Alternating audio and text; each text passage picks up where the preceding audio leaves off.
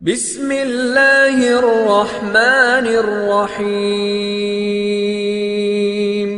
تنور تپانے کے لیے ایندھن درکار ہے، چندن ہو یا کریر دونوں برابر ہیں۔ اسی طرح قوت کے لیے کھانا درکار ہے، حلوہ ہو یا نان جویں، لذت میں فرق ہے، قوت میں نہیں۔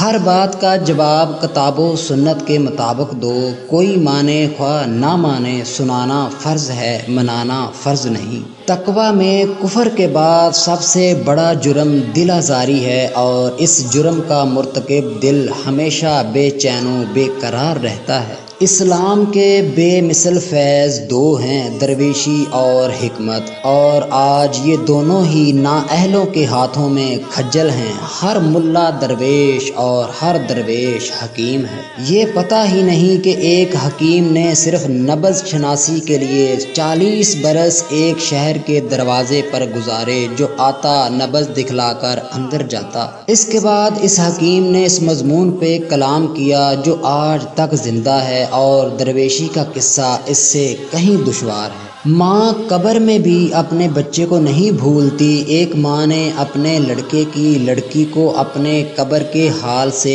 آگاہ کیا اور بتایا کہ یہاں اللہ کی رحمت اور اللہ کے حبیب اقدس صلی اللہ علیہ وآلہ وسلم کی سفارش و شفاعت کے سوا دنیا کا کوئی مال اور کوئی دوست کسی کے کسی کام نہیں آتا۔ ہر کسی کو اپنی اپنی پڑی ہوتی ہے، کوئی کسی عذاب میں مبتلا ہوتا ہے، کوئی کسی میں، اور دنیا کا بڑے سے بڑا عذاب قبر کے کسی معمولی سے معمولی عذاب کے عشرے عشیر بھی نہیں ہوتا، اور حسب و نسب بھی یہاں کوئی معنی نہیں رکھتا، اپنے اپنے عملاں نال نبیڑے ہوتے ہیں۔